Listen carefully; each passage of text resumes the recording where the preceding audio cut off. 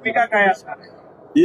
एकालाही शेतामध्ये पाऊल ठेवून देणार नाही. 12च्या 12 जिल्ह्यामधल्या शेतकऱ्यांनी असा निर्धार केलेला आहे. वारंवार विरोध केल्यानंतर ही राज्य सरकार कुठेतरी याच्याकडे सिरियसली बघत नाहीये. तर ह्याच्या कारण त्यांना 50,000 कोटीचा गोळा लोण्याचा गोळा खायचा आहे, त्यामुळे ते प्रयत्न करणारच. पण तो लोण्याचा गोळा त्यांच्या घशात जाणार नाही. त्यांच्या घशात शेतकऱ्यांच्या शेतातल्या बोरीचे काटे जातील. आता हे प्राईम फ्रेश वाले जातात, आता हिरेनबाई दुसराच कुठला तरी जिल्हा शोधतात, परंतु हिरेनबाई एवढे सकारात्मक आहेत, त्यांनी ठरवलं की नाही, मला परभणी सारखा जिल्हा जो इतका सुंदर काळ्या कसदार जमिनीचा जिल्हा आहे, एवढ्या नद्यांची देण आहे, धरण आहे, रेल्वेची कनेक्टिव्हिटी आहे, जालना नांदेड सारखा समृद्धी होत आहे, लवकरच शक्तीपीठ मार्ग होणार आहे, परभणीतल्या शेतकऱ्यांसाठी मला इथं काम करायचंय, ते डगमगले नाही. आणि म्हणून आज त्यांनी सुद्धा MOU 200 कोटी रुपयाचा आपल्यासोबत केलाय. त्यांचं सुद्धा टाळ्या वाजून एकदा जोरदार स्वागत.